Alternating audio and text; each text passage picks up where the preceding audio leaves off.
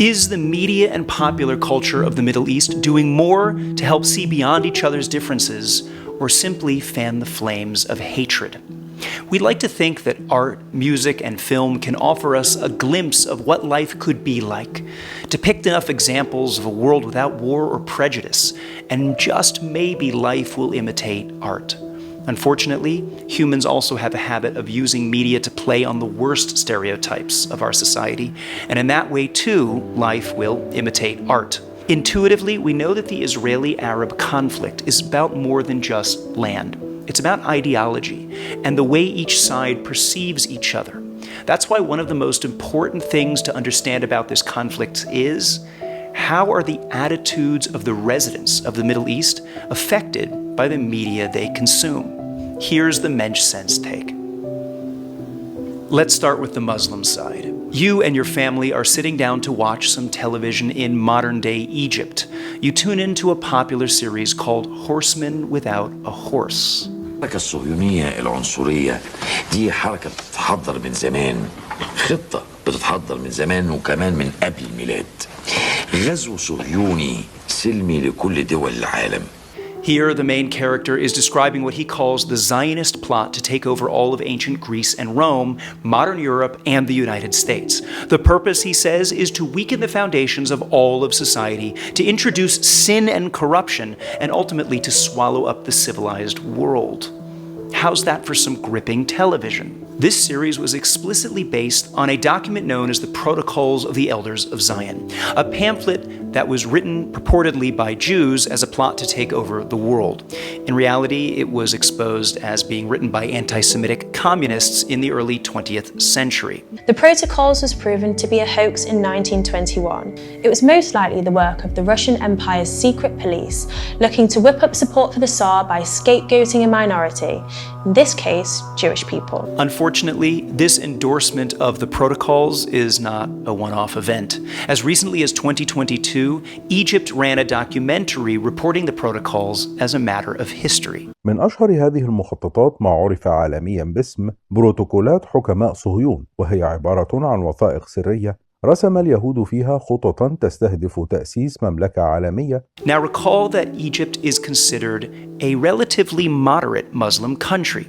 They've had peace with Israel since the 1970s, and yet their popular culture seems to do everything in its power to present Jews as evil, bloodthirsty conspirators. How about Turkey? Until recently, Turkey was considered one of the most modern Muslim countries in the world, and yet Turkish culture is permeated with anti-Semitic rhetoric, specifically about the Protocols of the Elders of Zion. You can find copies of this book translated into Turkish, Farsi, and Arabic in bookstores all over the country, the most popular bookstores in Turkey listed on their website. But the indoctrination there starts as early as childhood. As the Turkish-born Imam Abdullah Antepli testifies, the first book I read, I believe given to me by my parents, were the children's version of the Protocols of the Elders of Zion. He goes on to say that the second book he ever read was Henry Ford's anti-Semitic book, The International Jew, assigned to him by his school teacher. And the third book he ever read was Mein Kampf. All of these books, he says, have been translated, printed, and distributed free of charge with Wahhabi Muslim money. The Protocols is basically everywhere in the Muslim world, teaching people that Jews are irredeemably evil.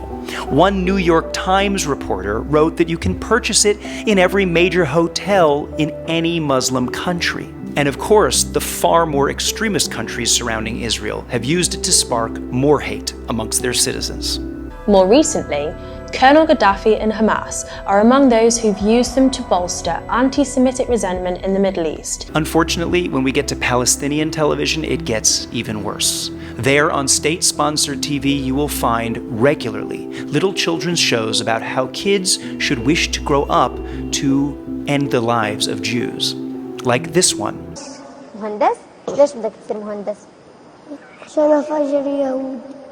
Or this one.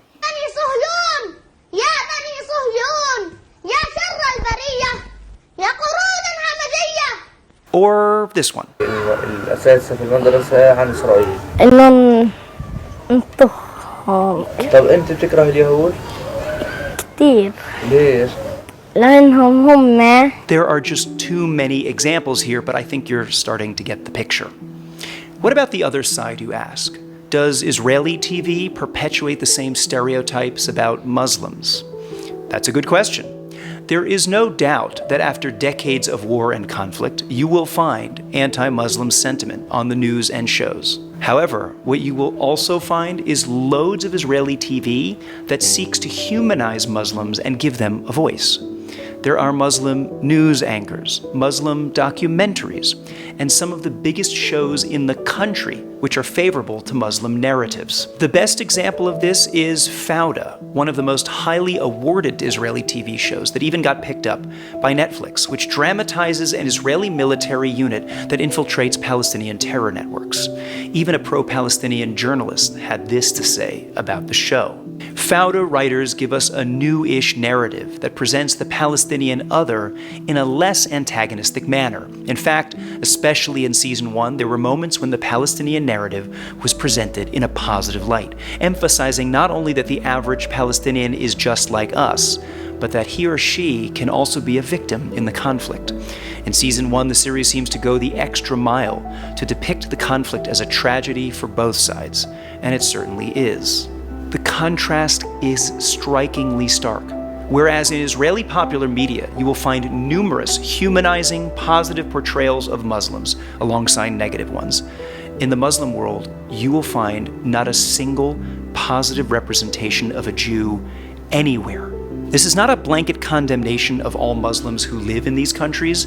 It's an indictment against those who control the media, which in almost every case is the state itself. Popular media is one of the most effective propaganda tools to promote and perpetuate ideologies. In this case, it's clearly working. You are entitled to your opinion about the morality of the ongoing conflict between Israel and its Muslim neighbors. But one thing is painfully clear, that at the level of pop culture, one side is trying pretty hard to find common ground, and the other side is basically raising an entire generation of children to froth at the mouth with hatred for an inhuman mortal enemy, the Jews. When the hatred goes this deep, the prospect of peace is not even a dream. It's a delusion. And that makes mensch sense.